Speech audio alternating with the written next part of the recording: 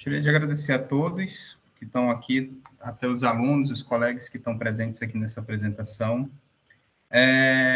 Eu creio que compreender os fenômenos que promovem, né, a atração dos usuários pelos produtos sempre foi uma das grandes incógnitas para o campo do design, né? Então, desde a minha graduação, passando pela pós-graduação, né, ou pelo mestrado, onde eu tive a oportunidade de usar uma ferramenta chamada QFD, eu me deparei que, principalmente a respeito das emoções, era o que era um tema citado recorrente para que as pessoas se atraíssem pelos produtos. Então, por isso que o tema dessa apresentação se chama Forma e Emoção, a Personalidade dos Produtos. Para verificar se dessa curiosidade e dessa temática realmente teria alicerce para fazer esse estudo, foi pesquisado os artigos, as produções, os livros, né? E foi verificado que, principalmente em dois portais, o Web of Science e Scopus, essa temática era muito recorrente na produção de publicações. Publicações essas que pode-se ver que desde o ano de 2004, né, elas vêm em crescente ascensão. Em 2015, elas tiveram algumas variações, mas o que é importante verificar que a audiência, ou seja, as citações a respeito desses trabalhos, sempre teve uma exponencial crescente. Então, foi possível, a partir daí, verificar também e criar algumas problematizações e se fazer algumas perguntas do que se estudar a respeito desse campo, né? Então, perguntas como: quais os fatores associados à emoção interferem em determinação da forma do produto? Quais as possíveis associações entre forma e emoção? Como associar as experiências emocionais à forma? A grande questão dessa tese, então, ficou sendo como as experiências emocionais elas contribuem para determinar a forma do produto. A partir disso, respondendo uma a uma todas essas 7 perguntas, é que eu pude traçar o objetivo principal, né, dessa minha jornada, digamos assim, que é correlacionar as experiências emocionais às formas dos produtos. E aí os 3 objetivos traçados foi identificar os fatores que interferem na determinação da forma do produto, identificar as associações emocionais que os indivíduos atribuem à forma do produto, e estruturar as conexões entre forma, experiências emocionais e personalidade dos produtos. A partir daí, eu venho mostrar algumas considerações metodológicas, né? Então, essa pesquisa está alinhada com o programa nessa linha Cultura, Gestão e Processos em Design. A gente vai abordar principalmente essas conexões entre forma, emoção e personalidade. Questões metodológicas, elas serão excluídas desse trabalho, foram excluídas. A ideia de todo esse projeto foi articular entre os campos do design, psicologia, neurociência e engenharia, e também abordar o design como uma linguagem, né? Abordando a linguagem do produto. A partir disso daí, a pesquisa está toda estruturada em 4 etapas. Então, por exemplo, a etapa que fala sobre forma, a ideia é atingir o objetivo 1. Quando se fala sobre emoção e personalidade, a ideia também é atingir um outro objetivo, que é o objetivo 2. E a última etapa, que são os experimentos, né, e finalizando nas análises, com a intenção de atingir o objetivo específico 3. A partir desse contexto, né, pode-se verificar que é um trabalho que tem uma audiência, né, porque as citações e a busca por esse tema é crescente, né, e ele pode contribuir na construção de uma teoria do design, porque ele vai falar sobre gaps que ainda existem nessa relação entre forma e emoção, né, nesses vazios. A partir daí, a gente pode começar a abordar os capítulos do trabalho, que é forma e emoção, né? E como é que se dá essa relação? Aqui alguns dos autores que permearam, né, que me ajudaram a construir esses capítulos, né? Inclusive, é engraçado que, a partir disso daí, eu vendo, né, ajudou até a entender mais o que alguns poetas falam como Manuel de Barros, né? Quando ele se fala assim, num trecho do poema dele: o olho vê, a lembrança rever e a minha imaginação transver. Isso foi muito interessante, que isso a gente pode explicar como acontece esse processo. Imaginem que a forma, ela é algo criado no nosso imaginário, né? Então, o que seria uma definição de forma? Forma é um artifício do ser humano para compreender a aparência das coisas. E a partir disso, para a gente falar sobre forma, a gente entra em alguns campos que permearam esse estudo dessa pesquisa, que foi informação, matemática, geometria, proporção, ciência, educação, cultura, filosofia, técnica, a Fornes. Como é que funciona essa relação da forma com a emoção? Então, imaginamos esse círculo à direita como um organismo. Toda essa informação que permeia a forma, ela tende a entrar por meio dos portais sensitivos e acessar o organismo, né? Esse organismo, ele vai ter uma percepção disso e essas informações, elas vão afetar de fato esse organismo. Isso vai desencadear uma série de processos, né, mentais. Esses processos, eles geram referências e mapas mentais. A imagem mental, ela, então, pode ser considerada essa formação, né, entre a informação que sai da forma com o que chega até o organismo. Também a partir disso, a criação da lembrança. Eu saí. Eu tirei minha imagem. E para entender melhor como é que se dá essa formação do sentimento, eu tive que fazer uma simulação que me ajudou a entender isso, eu acho que é pertinente colocar nessa apresentação. Imagine esse torus, né, essa espécie de rosquinha azul, como sendo um organismo. Do ambiente ao redor dele ocorrem estímulos. Esses estímulos, eles vão afetar esse organismo, e vocês podem ver que essa camada mais externa em azul, ela se distorce. Algumas vezes, imaginemos, então, esse organismo em 3 camadas, né? Onde a camada mais externa, que entra em contato direto com esses estímulos, é a zona de contato com o ambiente, a do meio é a zona de estímulos sensoriais, e a zona mais interna é de motivações e emoções. Esses estímulos, quando eles passam pelo meio desse organismo e não adentram a ele, eles são estímulos que participam do fluxo de processos vitais. Então, eles geram apenas sentimentos espontâneos, né, necessários à evolução da vida. Mas quando eles são fortes o suficientes para adentrar esse organismo, é isso que causa o afeto. E esse afeto, ele estimula reações, né, que são reações emocionais. Essas reações, então, elas são tidas por partes mais internas desse organismo. Esse processo, né, dinâmico, então, podemos ver que é interno e externo. Esses pontos, essas luzes em azuis, são as reações e como elas permeiam o ambiente onde esse organismo está, ou seja, tanto o ambiente estimula quanto o organismo reage e constrói esse ambiente ao seu redor. Então, essa é uma simulação que é muito importante nessa pesquisa para entender como se dá essa relação biológica, né, e fisiológica entre forma e emoção. A partir disso, emoção, sentimento e lembranças, elas são reações que constroem também e interpretam a forma. Ou seja, é um processo de construção e interpretação. A partir dessa ideia, a gente pode passar a falar mais sobre personalidade. Então, aqui alguns dos autores que me ajudaram a construir esse capítulo: Baudrillard, Bauman, Bonzip, Cardoso, Sudik, Simondon, principalmente. Imaginem aqui esse triângulo como um produto, né?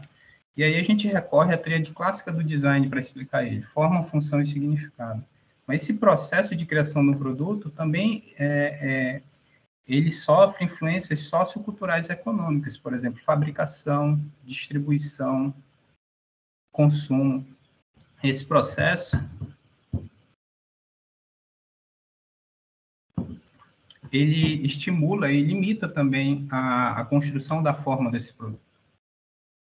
E essas reações socioculturais também elas criam elementos técnicos, né? E dando um exemplo bem claro, por exemplo, diodos, semicondutores, eles também geram indivíduos técnicos, né? Então, são alguns objetos mais conformados, como motores, algumas peças, e assim, e também eles geram conjuntos técnicos, como parques de fábricas e oficinas, né? Então, essa ação de construção desse produto é que, entre as influências socioculturais e essa construção desses objetos técnicos, é que causa a aderência da imagem e da informação na criação, digamos assim, da forma de um produto. E aí fica bem claro que se encara o design, né, os produtos de design, como uma linguagem. E nesse caminho, a ideia de ter um emissor e um receptor de fato é o que acontece. Imaginemos essa lâmpada como um produto, né? Para o design desenvolver algum tipo de produto, ele tem que criar certas informações para chegar ao receptor. Ele utiliza para isso, né? E isso limita a forma desse produto, questões como função, semântica, vínculo, escultura, humor, dilemas, ou antropomorfismo, equilíbrio sensorial, affordances. Então, todas essas informações que constituem e limitam a forma desse produto, eles são captados pela mente humana. E dentro disso, se geram imagens.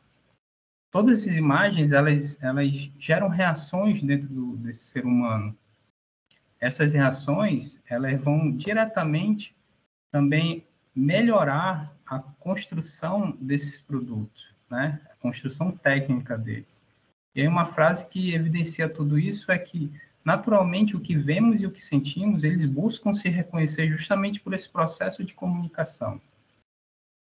Essas reações, elas geram experiências emocionais no ser humano. E a junção das experiências e as reações é que elas geram sentimentos que podem ser compartilhados por meio de narrativas. E esses sentimentos eles podem ser positivos ou negativos a respeito dessa comunicação.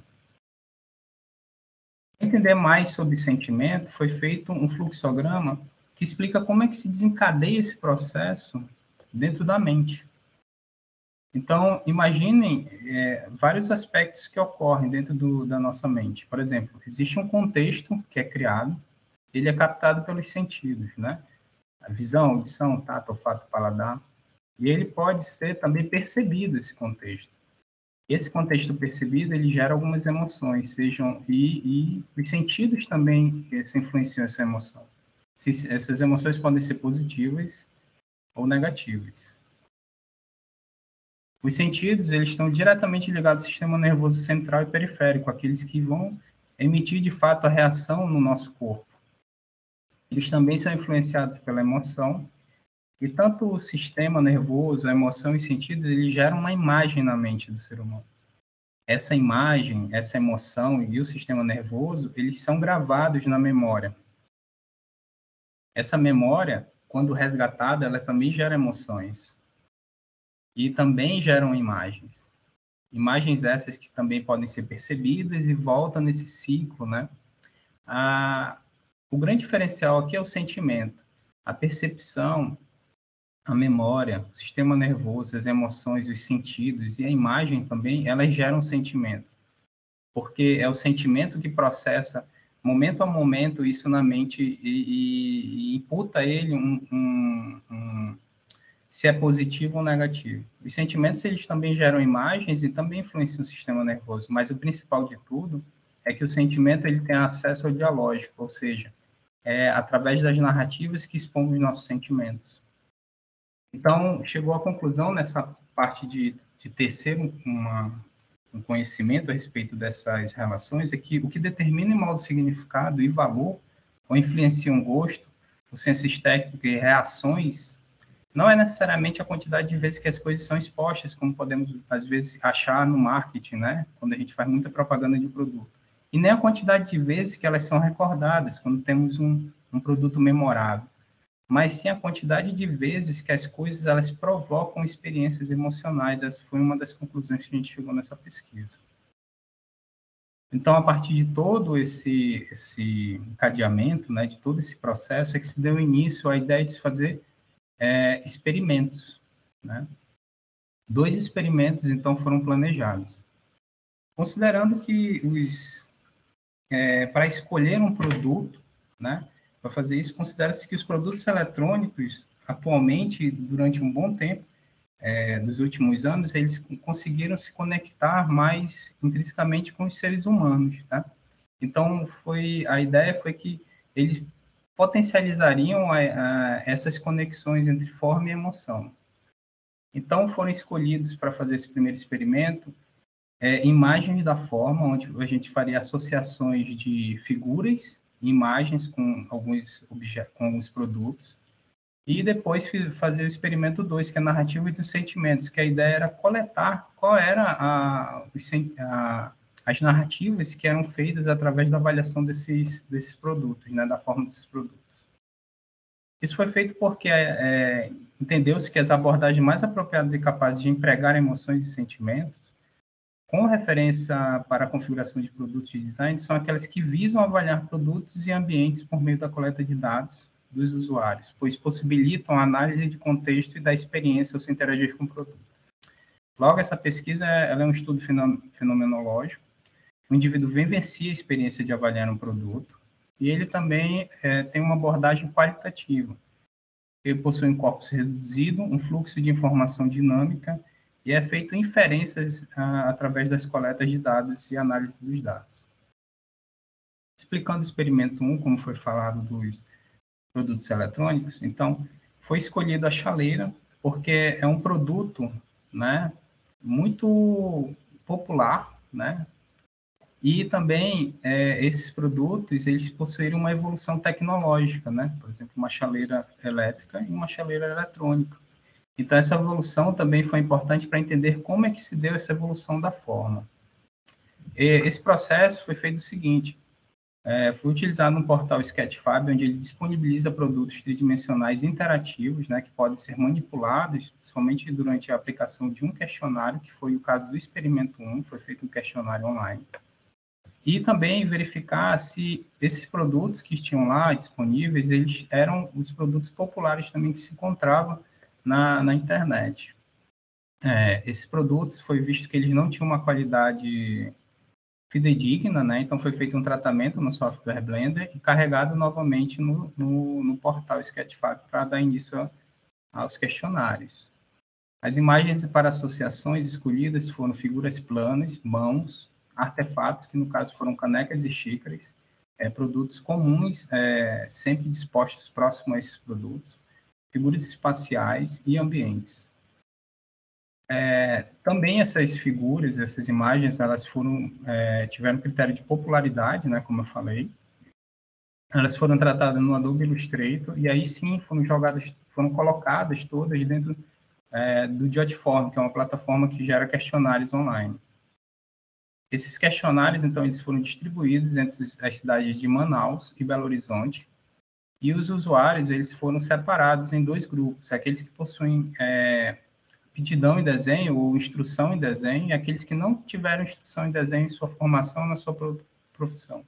Isso porque muitos artigos no levantamento mostravam que isso daí poderia ter uma influência na avaliação dos participantes das pesquisas, né? Nada ainda bem comprovado.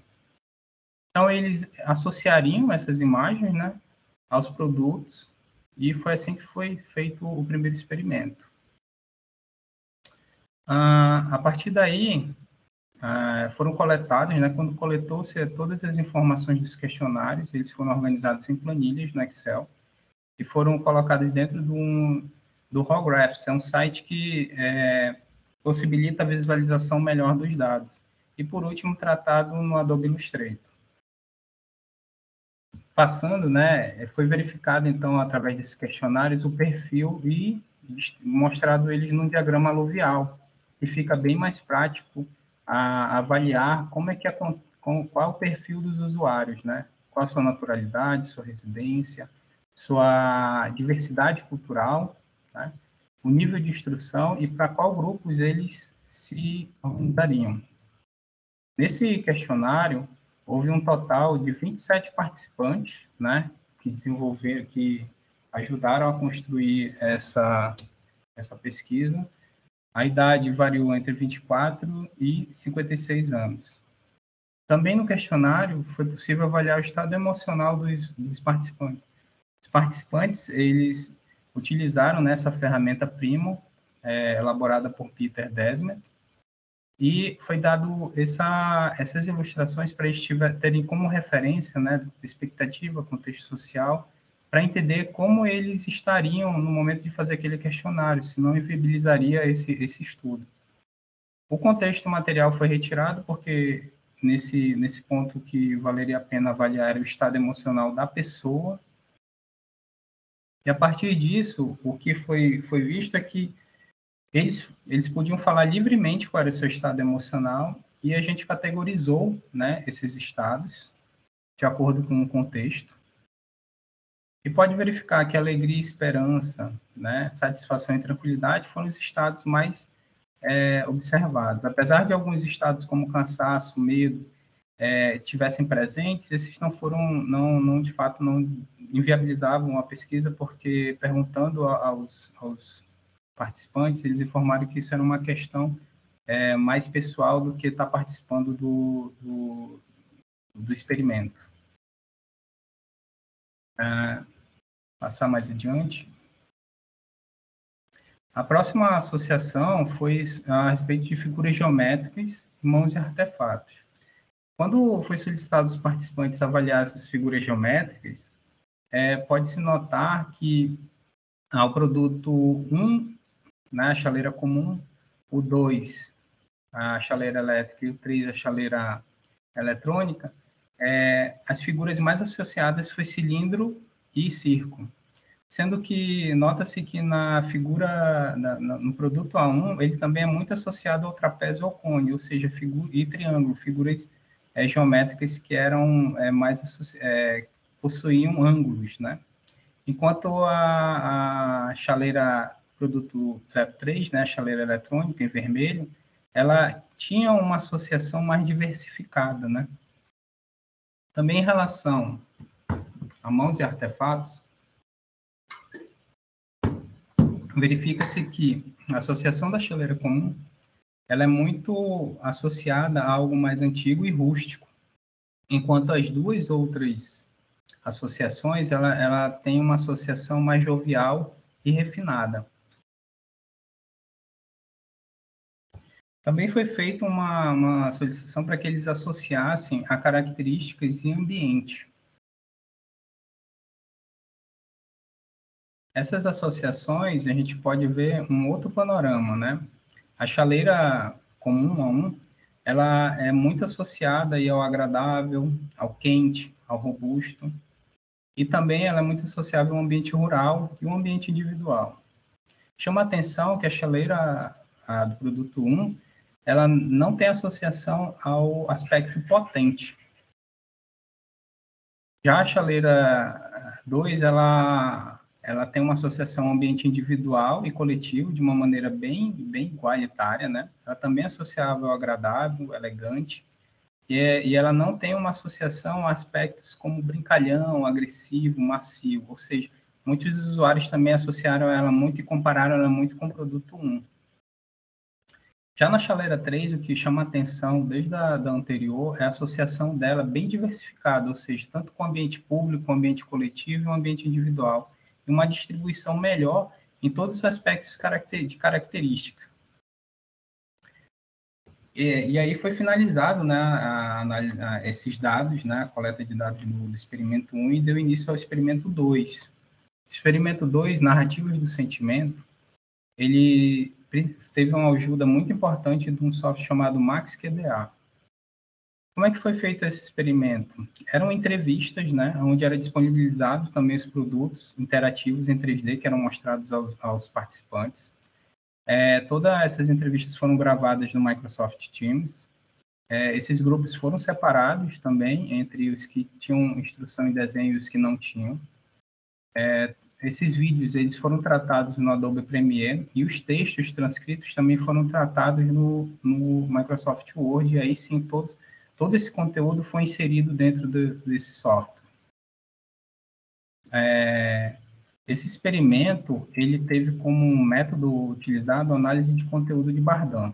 Ele seguiu todos os mesmos processos da análise de conteúdo, se diferenciando que a preparação do material, a constituição do corpus e a escolha dos documentos já haviam sido planejados, né, pensados. Então, a análise de conteúdo foi específico para analisar esse ponto, esse experimento. Dentro desse, só explicando como é que funciona um pouco esse software, né, a gente coloca todos os documentos dentro dele, e a gente tem um processo baseado na análise de conteúdo de Bardan para determinar a unidade de contexto e registro. Os vídeos, eles são sincronizados com as marcações, né, de textos que fazemos ao analisar o conteúdo, e também é possível gerar observações dentro desse software. Então, foi dado início à parte de codificação. Os códigos e subcódigos, né? A codificação, ela visa transformar dados brutos das transcrições em um conteúdo representativo, facilitando a descoberta dos nós que conectam o sentido que o participante da pesquisa expressa em cada resposta. Então, os documentos colocados aqui dentro do software foram as respostas do questionário, as transcrições e os desenhos dos participantes. Unidades de contexto e de registro, eles foram planejados da seguinte maneira: condição dos participantes, forma, emoção e personalidade se tornaram as unidades de contexto. Isso tudo baseado, principalmente em forma, emoção e personalidade, no referencial teórico da pesquisa. Subcodificações baseadas no referencial teórico foram criadas para fazer essa codificação e associar os trechos dos textos das transcrições nessa codificação.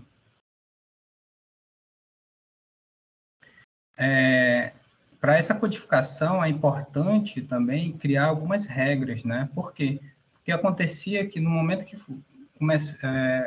a leitura flutuante era realizada e as associações começavam, existiam muitas dúvidas a respeito do que colocar dentro de cada contexto e se aquilo ia para um contexto da forma ou da emoção numa unidade de registro X ou Y. Então, algumas regras de codificação, conforme uma leitura ia acontecendo uma após a outra, esse trabalho árduo ia acontecendo, foi possível determinar alguns significados quando os participantes, eles explicavam ou citavam alguns termos. Por exemplo, eu tenho.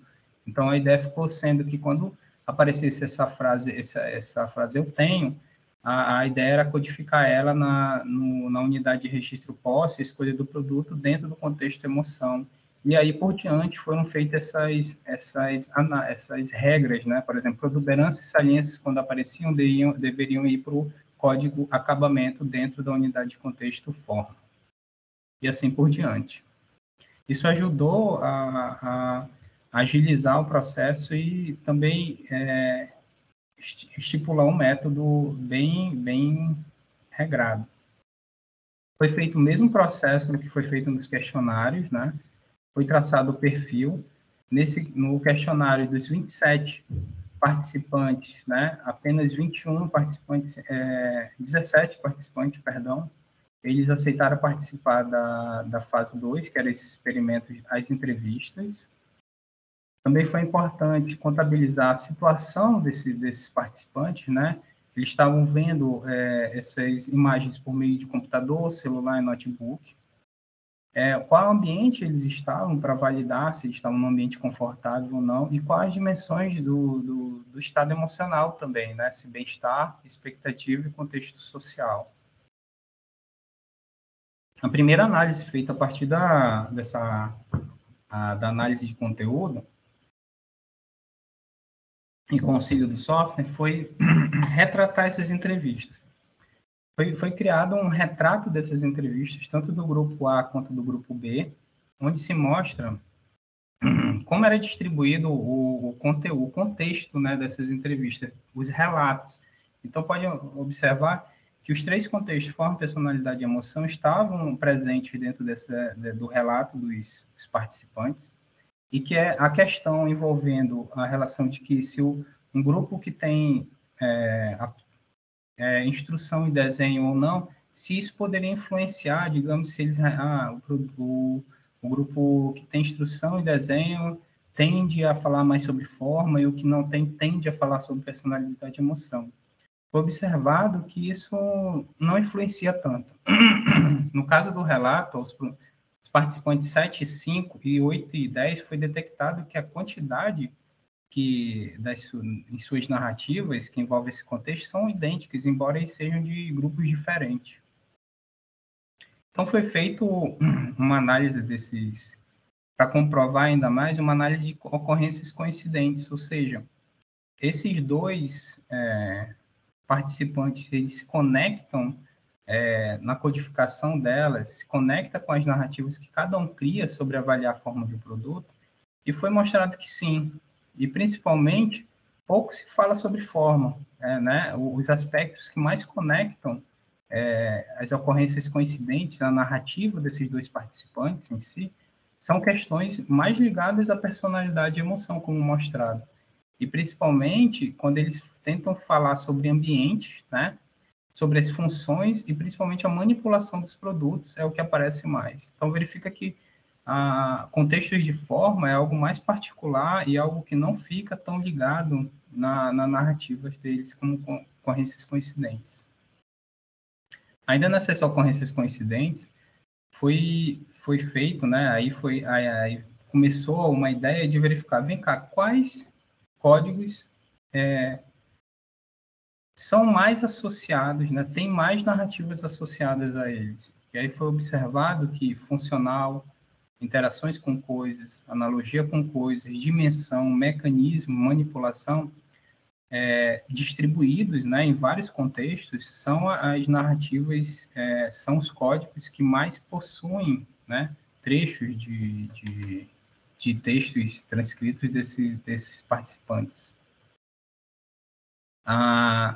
E a partir disso teve-se a ideia de criar uma matriz, né, com as interseções desses 21 códigos, né, que apareceram como os mais associados, né, na entrevista, para verificar como é que se dá a ocorrência desses segmentos de texto dentro desses códigos. Então, a gente pode conseguir 2 segmentos, 3 segmentos que têm interseções, 8 segmentos, 10 segmentos, 13. Então, verifica que, assim, após analisar isso, essas interseções, pode-se observar que os códigos que mais interseções são, dentro do contexto forma, analogia com coisas e mecanismos, dentro do contexto emoção, atraente e notável, manipulação, vantagens e bem-estar, e dentro do contexto personalidade, funcional, interações com coisas.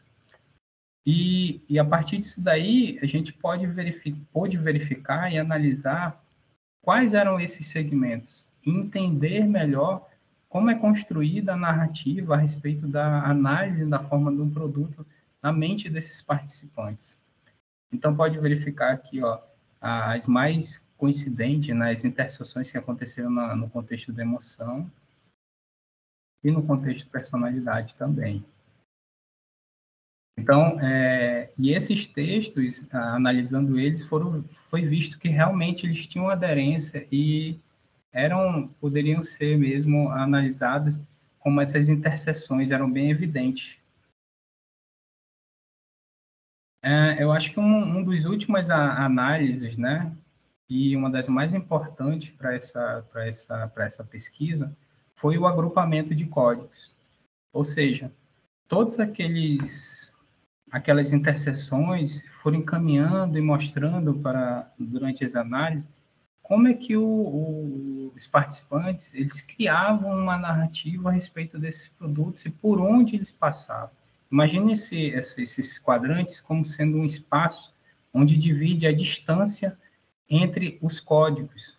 E imagine que esses códigos estão recheados de segmentos de texto. Então, a gente consegue ver por onde passa essa criação dessa narrativa, desses participantes, e como elas são associadas, proximidade a quais códigos e contextos elas estão associadas. Então, imagina, o agrupamento 1, ele faz parte do cor, geometria e material, ou seja, quando o participante está falando sobre um produto, ele geralmente abre a narrativa dele, ou tem uma narrativa que fala sobre cor, geometria e material muito próximas. O outro agrupamento, quando ele fala sobre persona, ambiente e o cenário, seja no contexto da emoção ou da personalidade, interação com coisas, ele tende a criar uma narrativa unindo esses segmentos. E assim por diante, né? Esses agrupamentos são feitos e ajudam a entender como na mente funciona a mente, como esses sentimentos, né, por meio da narrativa, eles são expostos. Também mostra-se que algumas, digamos assim, algumas construções, quando são associadas a mecanismos ou moderno, elas também não são agrupadas, né? Ou seja, muitas vezes elas participam de muitas associações, mas nesse panorama de agrupamento a gente pode perceber do que elas estão mais próximas. Uma coisa que fica bem clara aqui, por exemplo, quando os participantes falam sobre moderno, geralmente eles ligam a material e a persona, ou seja, eles criam uma ideia de uma pessoa que usa aquele objeto, então ele acha aquilo moderno, e também os materiais que estão envolvidos naquele processo, ele costuma a citar e falar que aquilo dá um ar de modernidade. Também observa-se que as ligações, né, mais fortes e as ligações de contexto são importantes. Um aspecto que eu chamo a atenção, lá embaixo, em funcional, do contexto de personalidade, foi uma das mais associadas aos segmentos de textos das entrevistas. Porém, ela está diametralmente oposta ao grupo que contém cor, geometria e material. Isso é bem interessante porque a gente tem pelo menos particularmente, eu tinha uma ideia de que a funcionalidade estaria muito ligada e conectada com questões da geometria e da cor. Mas isso não exclui que ela chegue lá. Através dessas ligações, né, ela chega até essa parte, né, mas ela principalmente passa por contextos relacionados à emoção e à personalidade antes de ela chegar à forma. Por último, dentro desse experimento, o que foi feito? Foi pedido aos participantes que eles associassem aos produtos, que eles fizessem modificações. Então, foi observado que, apesar de eles escolherem produtos como aqueles preferidos, ainda assim eles tinham indicações de mudanças para eles. Ou seja, sempre quando o participante pensa, observa um produto, automaticamente ele sempre está conectado em pensar em melhorias, por mais que ele entenda como funciona o produto, para ver como isso pode ser realizado. É bem engraçado que no produto 1, ele sempre propunha algumas mudanças, mas que conservasse a questões da elegância do produto e mudasse mais dimensionalmente ele. No produto 2, eles elogiavam muito sempre a harmonia das formas. Então, tudo aquilo que destoava de uma harmonia, por exemplo, como uma alavanca que tem um X ali cortado, que destoasse ou tirasse essa ideia de harmonia, eles se incomodavam, ao mesmo tempo que chamava atenção. No produto 3, como foi visto nesses experimentos, ela sempre era bem dividida em todas as características, porque os usuários sempre conseguiam observar muitas relações desse produto com um ideário muito diferente. Alguns falavam que ele parecia com um extintor de incêndio, né? E era uma latinha de refrigerante. Mas, mesmo assim, eles buscavam sempre modificar e tentar adequar todos os produtos eletroeletrônicos também à sua figura, o seu estereótipo progenitor, por exemplo, como a figura A1, do produto A1. Então, um pouco, chegando ao final dessa tese, é curioso que quando a gente começa a fazer esses projetos, a gente imagina que ao final dele a gente consiga determinar uma forma ideal, uma geometria, né, espetacular, um parâmetro que indique como conformar um produto, como fazer um design que determine, né, um padrão de beleza e tudo mais. E eu acho que o grande diferencial dessa pesquisa é entender, conceituar profundamente questões de forma, emoção e personalidade, para entender que esse processo de construção das formas e da imputação de uma personalidade em um produto, ele passa primordialmente por questões de experiência emocional. E é nesse fator que a ideia, então, do design de produto, principalmente, desenvolver algumas peças, é entender principalmente que o design está muito mais conectado com essas questões das experiências emocionais, desse processo biológico e fisiológico que nossas criações produzem dentro de um organismo, do que em si na construção de uma geometria, né? Ou de uma configuração.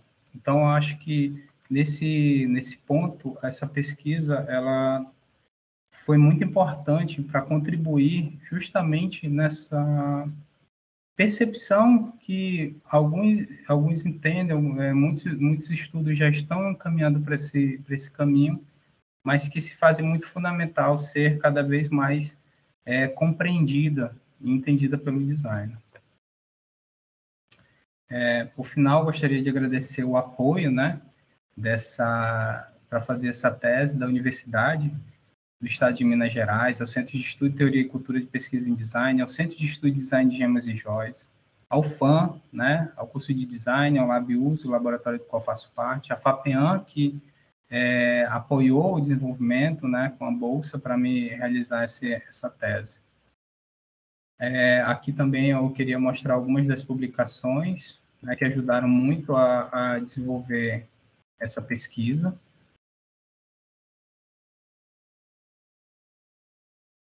E também, né, há algumas pessoas que participaram desse processo, né, minha esposa, principalmente, Suelen, a minha orientadora, né, Regina, que, sem palavras, eu agradeço demais, ao professor Dijon, né, que me aceitou, né, no início desse projeto, ao meu amigo Orlando, que me acolheu dentro do estado de Minas Gerais, né, me deu abrigo quando precisei, toda a minha turma de doutorado, a professora Tatiane também, que me acolheu dentro do casulo, do projeto de pesquisa. E eu queria agradecer a todos, muito obrigado, agradecer a banca que está aqui, a professora Suzy, o professor Dijon, a professora Tatiane, a professora Regina, o professor Sérgio, obrigado a todos.